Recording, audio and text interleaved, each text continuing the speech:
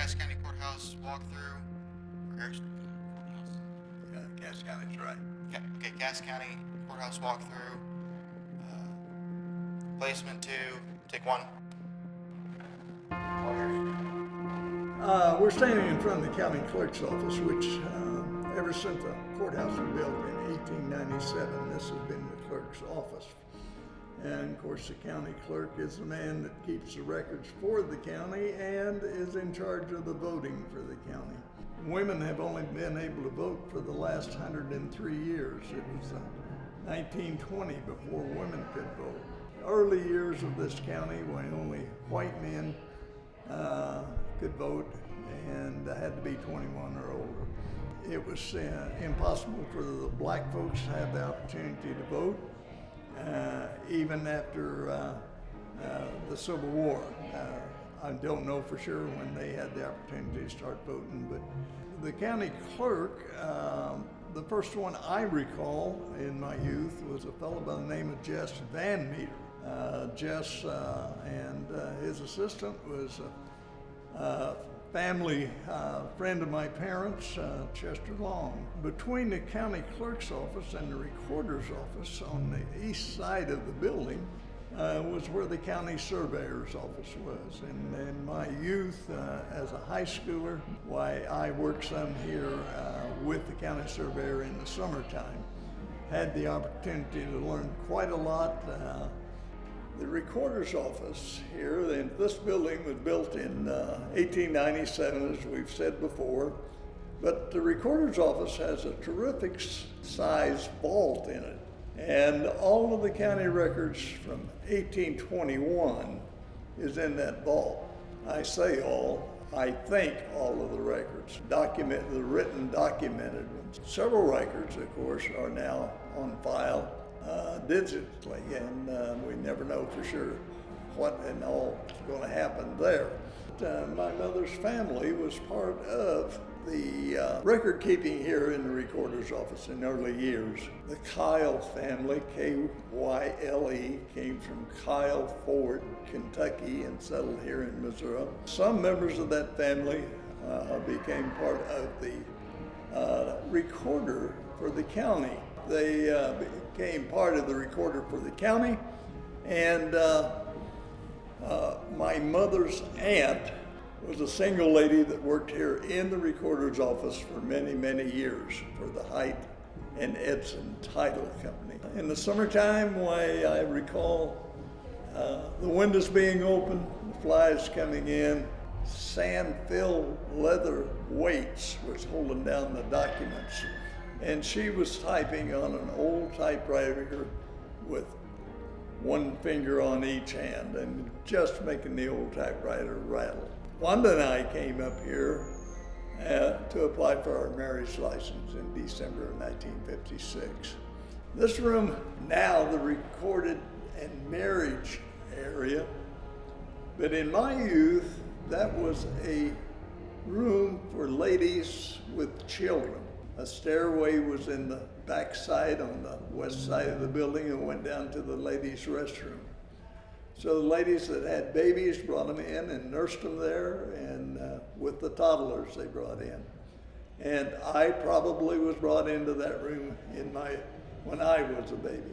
I know my brother was brought in there. The door next to it here was the treasurer's office. I noticed the glass windows above the transoms, and they've got one of the transoms open.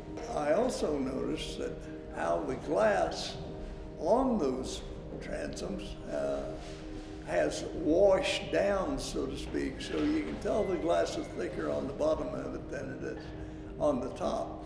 Makes me think that probably is the original glass that was put in there in 1897. The sheriff's office, of course, is where when they had trials, they brought prisoners from the old jail that was located down on the 200 block of West Pearl on the north side of the street. They would bring them in the north door, take them down to the basement, put them in the holding cell, and then when the judge was ready for the trial to start, they would bring them up and take them in this door, and there's a spiral staircase that goes up to the second floor of the courtroom. And at the end of that staircase is also a holding cell. So they would transfer the prisoner up here and then take him up to the floor. And then when they was ready for the trial, they could bring him out into the courtroom.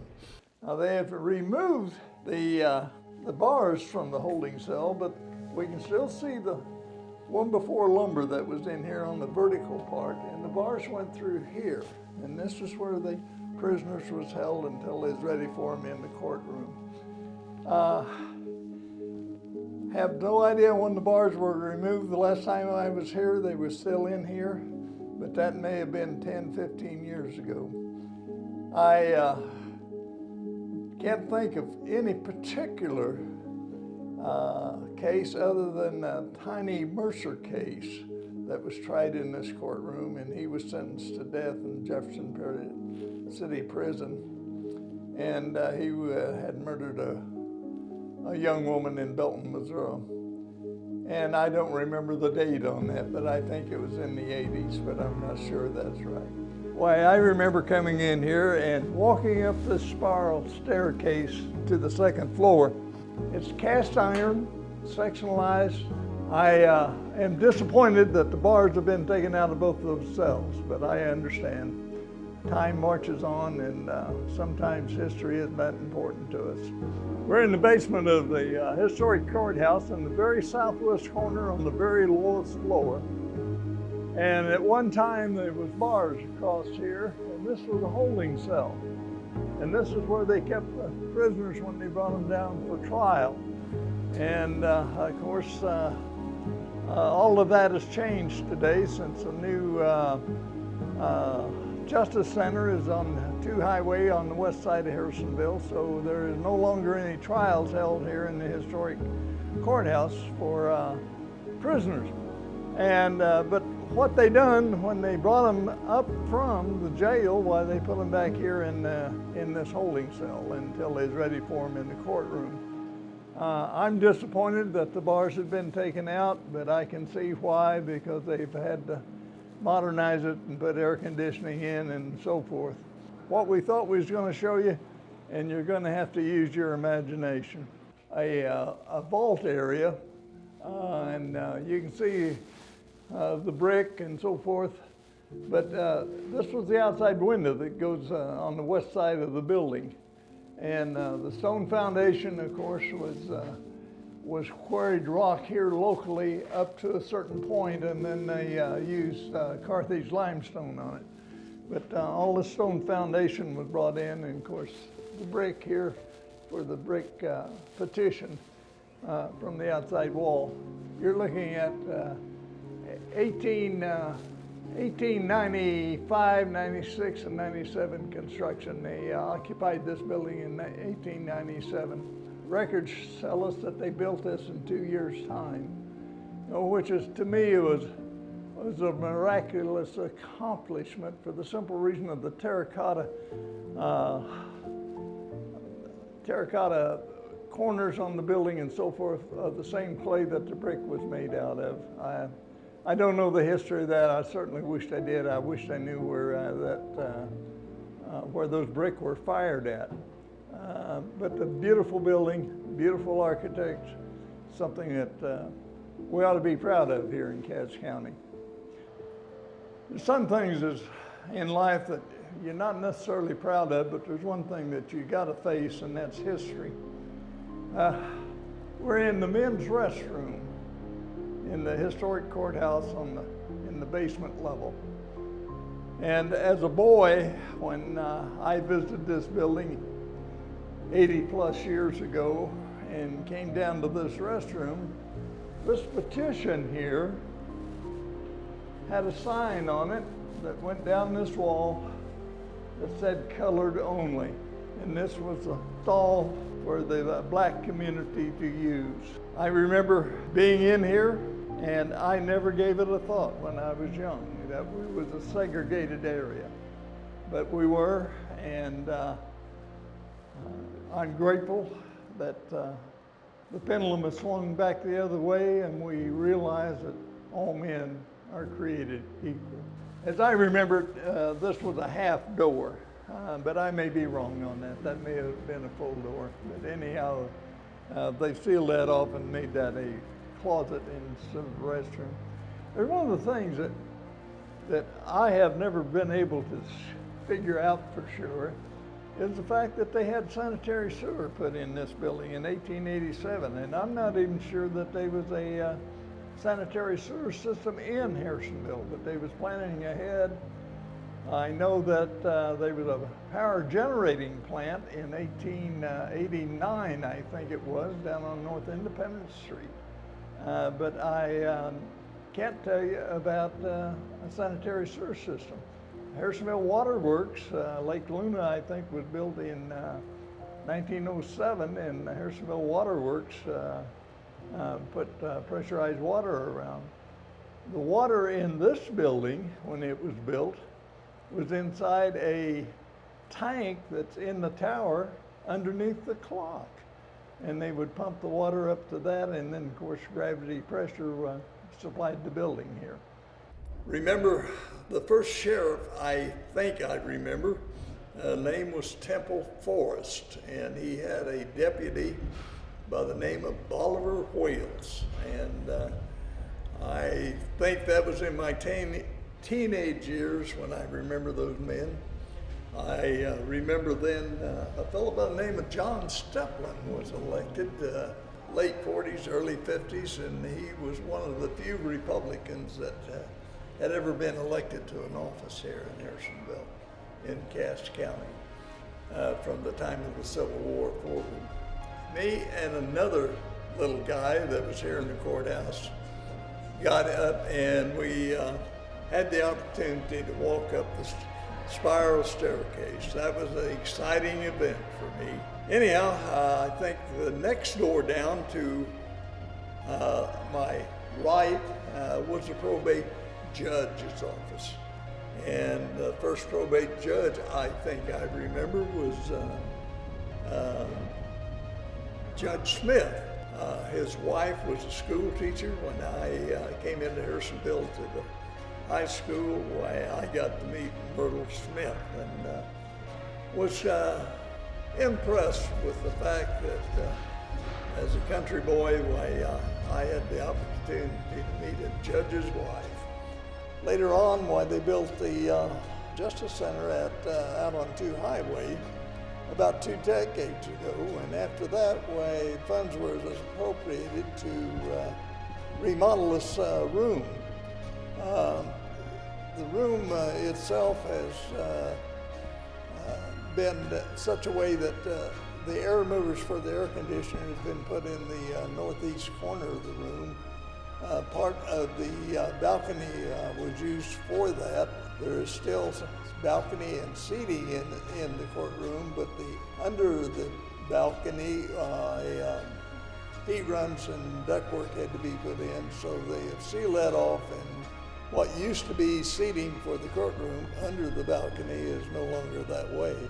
They have put a second floor entrance off of the hallway to the balcony on the remodel job a couple of decades ago, instead of the double door entry that was on the back side of the balcony that you had to go through one of the offices on the 3rd floor to get to it. And of course, without going to say, that was the area for black population to occupy. As a young guy, I was called for a jury panel. I had zero idea what all was involved, but anyhow, there's about 25 of us that accumulated just outside the courtroom here. And a fella come up the stairway, and he had a big pillow under his arm, and he had a thermos bottle in his hand and a newspaper. And I thought, well, I wonder what that old geezer's up to. It turns out that he was a railroad agent from the Missouri Pacific Railroad. And after we stood around out there for an hour and a half, I understood why he had a pillow with him and why he had his hot coffee bottle and his newspaper. I learned from that, so when any time that I was ever called on a jury panel, I came prepared. Jury panels, of course, are brought into the courtroom, and the lawyers start weeding you out, so to speak. I was served on a couple of jury panels. One of them was settled out of court before we had to make a decision. The second one was also settled before the jury had. So I've never been in the jury room, which is at the northwest corner of this courtroom. I have never been in there to help make a decision. I recall one time I was on a jury panel, and one of the lawyers got up and he said, "We know that this man is innocent until proven guilty." This was in 1972 when we had the murders on the square. I stood up, and before I could say anything, the bailiff come and picked me and took me out of the courtroom, which was a good thing because I did not think that man was innocent since he was the one that started the fuss. Another time, a lawyer was talking about a wreck that happened on 71 Highway just outside the Adrian city limits. And he made a statement. He said, "Now, none of you have seen that wreck." And I thought, boy, that sounds like the wreck I seen. So I held up my hand, and the judge says, "Yes." And I said, "I think maybe I've seen that wreck." Well, the lawyer says, "Can you prove that?" And I said, "I think I've got that in my diary." So they took me into the judge's quarters, and they kind of asked me a few questions. And I said, "Well, let me call my wife. She's at the office. I think probably we still have that diary." So I did, and she said, "Yes, that day book is here." And she said, "Yeah, you made a note of that." So they sent me to the office. I picked up the book. I brought it back to the judge, and I had witnessed the wreck. And it was nothing like the lawsuit was, so they dismissed the suit. It was against the Bow Wow Dog Food Company, and a few weeks later, I got a $50 check in the mail from Bow Wow Dog Food Company. For being a witness and testifying. I was on a construction crew that had an accident, and we were being sued, and I was being cross-examined in the witness chair here on the left side of this bench. I remember that well, even though it was about 6 decades ago. I was involved on a contract dispute with a fellow who had put in paving for me on a job site in 1977, and the contract said that he would get paid as soon as the state approved his work on the entryway of the asphalt paving. The state came out and turned it down. I did not pay him. He sued me. Anyhow, we were here in court. The state testified that the job was not acceptable, and if I remember correctly, the judge asked the fellow, he said, "What part of that contract could you not read?" And anyhow, he had to tear out the entryway, replace it, and we paid him, and he paid for my lawyer's fee. I also have been a witness for 2 or 3 different lawyers here for different construction site projects. All the ones that I was a witness on, the lawyer won. So I felt like that I'd done a pretty good job for him. I recall Judge Kimberlin asking me to help youth out that was in trouble, misdemeanor trouble, and I put them to work on jobs, and 2 of those young men stayed in the construction industry from then on. I was always proud of the fact that I was able to give a hand up for a young guy, and he could make a living in the industry. First time that I came into this courtroom, on the spectator side of the bar, was a spittoon, and it was a brass spittoon, and I still remember seeing that, and I thought, oh, what a filthy habit. But have no idea what happened to the brass spittoons. They were all through the courthouse when I was a youth. And the judge's bench and the court recorder's bench we have been told, is original furniture that was put here when the courthouse was built in 1897. It appears to be all old resawn lumber, vertical grain, beautiful work, and well preserved. The tables have been abused. Some of them have been abused, but they've been restored. They look real neat. The benches have all been restored, and so has the jury chairs. So everything looks real good. The citizens of this county should be very proud of the fact that they got a historic courthouse that's been here for 126 years. All right, I'm done.